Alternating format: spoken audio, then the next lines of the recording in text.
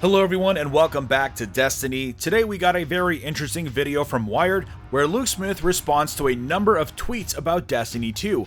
In the video we actually got some pretty exciting confirmations and some really interesting insight into developing the game. In this video I want to go over the highlights from that video, including the dubious volley name change, weapon lore, subclasses, the sandbox, and much more. There's a good amount to cover here, so let's jump into it.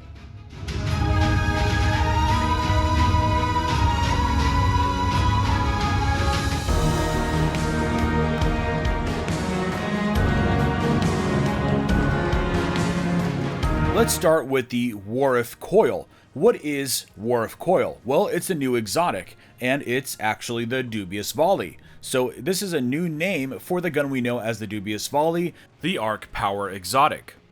Now, from the footage we've seen about this weapon, the perks still seem to be in line with the original description, but perhaps we'll find out in the new weapon lore system. We saw hints of this way back in the Destiny reveal event, where it looked like pressing L2 when inspecting a weapon presented the weapon's lore. In the Wired video from today, Luke Smith did confirm that this would be a feature in the final game, but I wouldn't be surprised if it only applies to specific items and even only exotic gear, since that's the only quality of gear that received Grimoire in Destiny 1. And I think it'll go hand in hand quite nicely with the other lore efforts they're making in the game, like adventures, quests, and scannable objects. Moving on to more weapon news, it seems like Bungie has observed that fusion rifles in Destiny 2 may be a bit too effective, and as a result we have our first pre-release nerf. Luke Smith said that he would be bringing back fusion rifles in a little bit to make them as effective as other power weapons. He didn't give any specifics, but it's still a bummer either way. I think they should have just buffed everything else instead. Although he did mention that rocket launchers have been buffed quite a bit in PvE, so at least they're tuning the sandbox in both directions. Now, in even more weapon news from this video, we have confirmation that we will be able to change the damage type of weapons that have elemental properties. We already guessed this would be the case ever since the console beta, when we discovered those elemental slots when inspecting the weapons. But now it's officially confirmed by Luke Smith. He didn't mention anything about kinetic damage mods as I went over in my last video, which hinted at the ability to place element mods or some other kind of mod in the place of kinetic damage. But nonetheless, you will be able to make, say, the Nurgle pulse rifle into an arc weapon if you so choose. He also confirmed that we will not be able to change the damage modifiers for exotic weapons. I think this was pretty obvious, but in case there were some people holding out hope, that's not going to be the case. Next, he touched on Gunslinger. When responding to a tweet about how the Titan is the best class, Luke Smith explained why we may not want to write off the Hunter just yet. He stated, "There is a path in the Gunslinger tree that I think is pretty much the best we've seen in Hunters for PvE. That's a pretty bold statement." He goes on to talk about Way of the Sharpshooter, the bottom path for the Gunslinger Hunter. The big thing right off the start is the perk called Crowd Pleaser, which enables precision damage for Golden Gun, something you don't have in 6-shooter, and on top of that, each of the precision hits generate orbs of light. The complementing perk here is Line 'em Up, which states that precision hits with Golden Gun increase its damage and extend its duration. I covered this a couple months ago during the console beta in a video where I vouched for the Hunter's raid viability.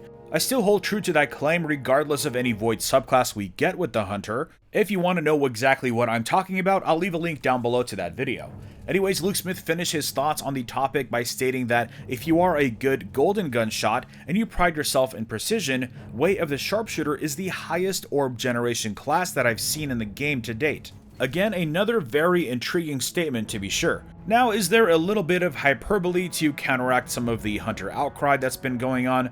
Perhaps, but what I'm more interested in is what this means for the Void Hunter subclass. Aside from that, he also raved a bit about Attunement of Hunger, which is the bottom path of the Voidwalker Warlock. It features a perk called Devour, which restores your health upon a melee kill, with additional kills continuing to restore your health, and with another complementing perk, your grenades as well.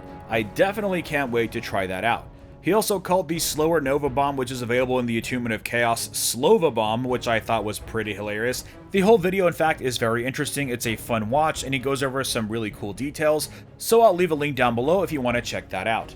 A few smaller tidbits he discussed in the video was in regards to legacy in Destiny 1, meaning honoring our hundreds and thousands of hours of playtime in the game, and he simply teased that there will be something for us to discover when we play the game on September 6th. And from the sounds of it, it may be a much bigger deal than the emblems we already know about. Now, he also mentioned that at this time, Bungie is not planning on introducing a PTR or a patch test realm for Destiny 2. He wants to challenge the team to deliver on balancing patches without needing one.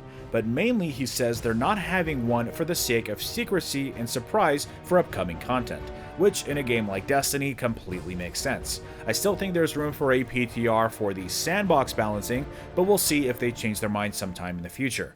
Aside from that, we also got a number of leaks today by way of some data-mined voice lines in the game. My friend and fellow YouTuber Houndish covered the very spoiler-heavy leak in pretty good detail, so if you don't mind some pretty heavy spoilers of what I assume is the story campaign, definitely check that out. I'll leave a link to the channel down below. I couldn't even bring myself to read the transcript of the voice lines that were posted on Reddit, so I won't be going over that here. Anyways, definitely go on watch that Luke Smith interview. Let me know what you think of the news from today. Drop a like if you enjoyed this video and subscribe for more Destiny content. And I will see you all next time.